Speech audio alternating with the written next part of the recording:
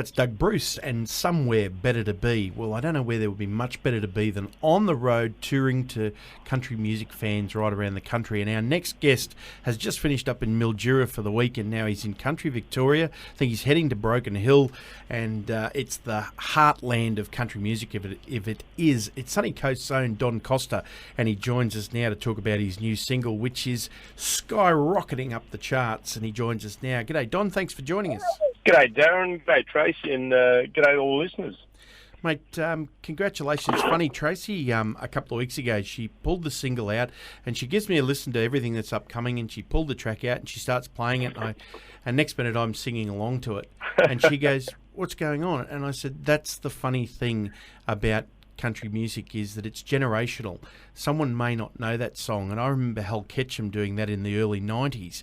Mate, yes. I really like the way you've taken to this song. What inspired you about the song? We sat down with Stewie, and we were selecting songs for the album, and we're down about 17, and I'd written a couple of songs, and unfortunately they needed more time than what we had available to actually get them into shape. And Stewie sort of suggested a couple Hal Ketchum songs, and one was Small Town Saturday Night, and the other is Tonight We Might Just Fall in Love Again. As soon as I heard it, I thought, I really did like both of them, and we wanted something that, hadn't been, not overdone, but, sounded good. And Stewie's a big Hal Ketchum fan. Yeah, it's just one of those ones. I'd probably only sang the song twice before we recorded it, and it was just one of those things that really worked for me. Darren's really got into the groove really easy.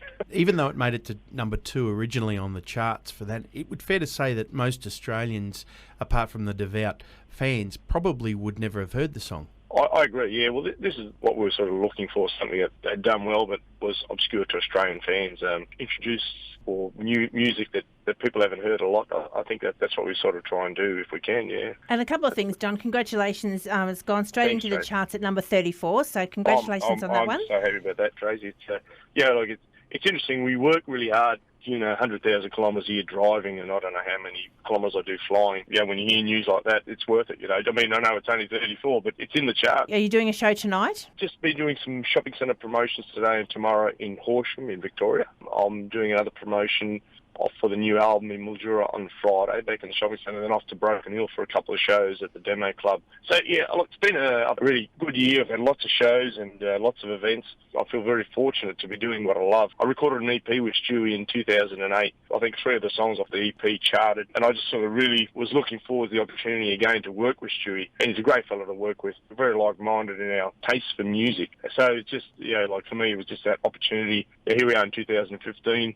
I just feel very privileged to be produce the album with Stewie and to have it out there and to working the album. It's a dream come true. That's all I can say. I mean, it does. Well, it takes a lot of time. We're talking to Don Costa, who Darren mentioned earlier is one of Sunshine Coast Zone. Well, you're actually one of Budrum Zone, so you're right here in our backyard.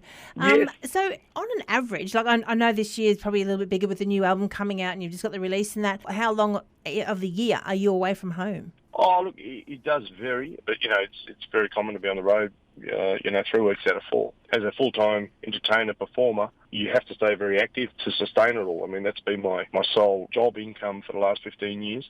To work the industry and to produce good albums and to do it all, you have to stay on the road. It's pretty active to make it all fit together, to make it sustainable. So for our listeners out there that either want to purchase a new album or one of your other albums, or that wants to just find out where you're playing, what's the best way for them to do that? The easiest way is just go to my website at www.doncosta.com.au, and you can purchase online, and it's probably just the easiest way today. I find, with everyone's a lot of things, I buy most of my things off the phone off.